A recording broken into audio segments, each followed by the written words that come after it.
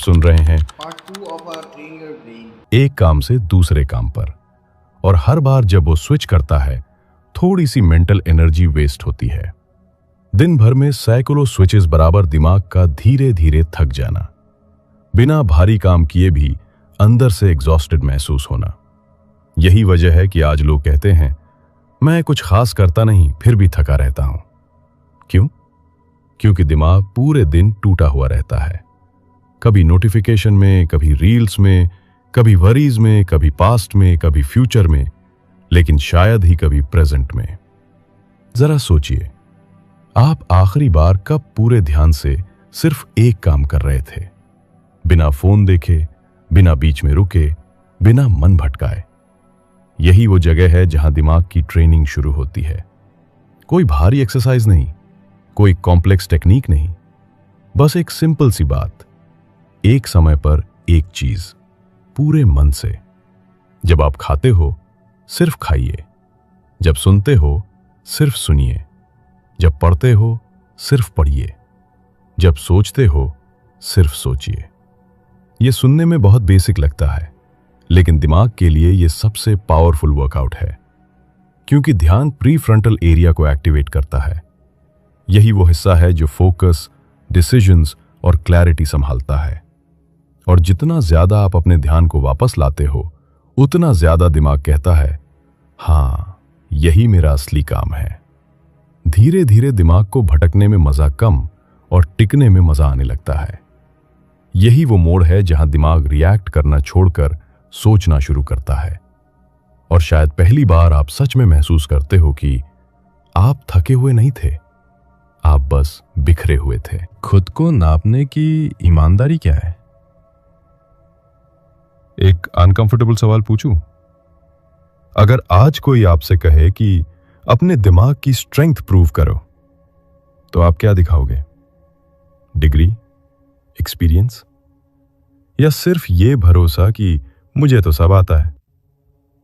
हम जिंदगी में हर चीज मेजर करते हैं, वजन बढ़ा या घटा, बैंक बैलेंस कितना है, फॉलोअर्स कितने हैं, व्यूज कितने आए। लेकिन कभी अपने दिमाग से पूछा है तू अभी किस हालत में है? अजीब बात है ना, जिस चीज पर पूरी जिंदगी डिपेंड है, उसी की हालत जानने में हमें सबसे कम इंटरेस्ट है।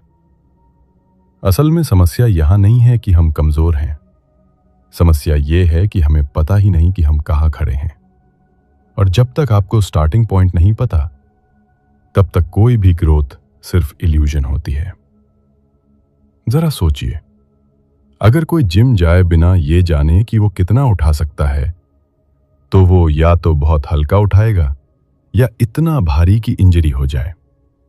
दिमाग के साथ हम रोज यही कर रहे हैं, ना बेसलाइन पता, ना लिमिट पता, ना रियल कैपेसिटी पता। हम बस मान लेते हैं मैं जैसा हूं ठीक हूं।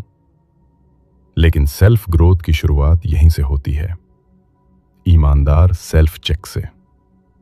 यह देखने से कि आप कितनी जल्दी चीजें समझते हो, आप कितनी देर ध्यान रख पाते हो, आप कितनी जानकारी याद रख पाते हो, और प्रेशर में आपका दिमाग कितना स्टेबल रहता है।